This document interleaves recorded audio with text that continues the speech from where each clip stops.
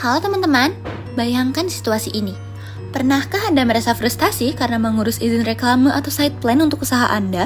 Anda harus datang langsung ke kantor, membawa tumpukan dokumen, lalu menunggu berhari-hari bahkan berminggu-minggu hanya untuk mengetahui apakah permohonan Anda diproses atau belum. Prosedurnya udah panjang, tidak jelas, dan sering tidak transparan. Nah, kondisi inilah yang menjadi akar masalah pelayanan perizinan konvensional karena bukan cuma tidak efisien, justru hal ini malah membuka celah praktik-praktik yang tidak akuntabel. Sedangkan di zaman sekarang, masyarakat membutuhkan solusi yang lebih modern, cepat, dan transparan.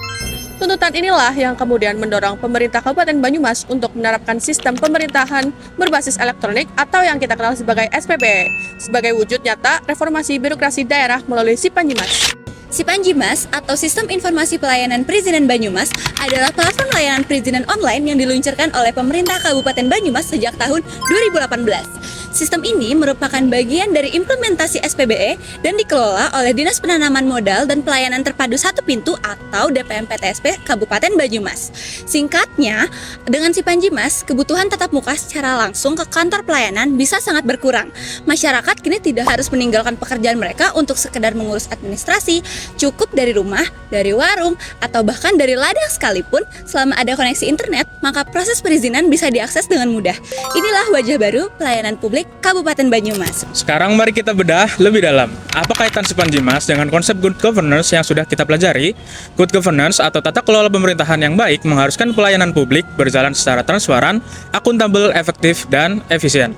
Sipanjimas secara langsung menjawab prinsip-prinsip itu.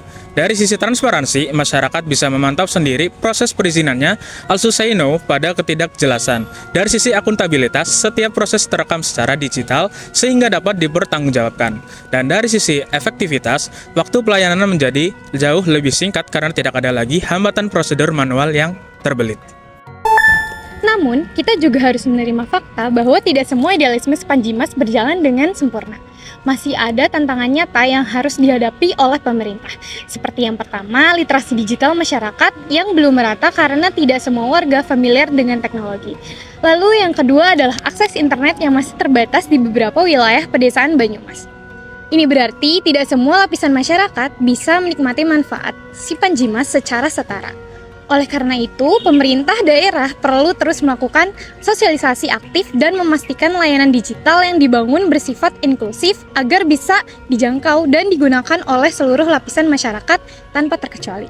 Demikianlah perubahan yang dibawa oleh Sipanjimas bagi pelayanan publik di Banyumas. Hal ini merupakan bentuk yang nyata dari keberhasilan SPBE guna meningkatkan kepuasan masyarakat setempat.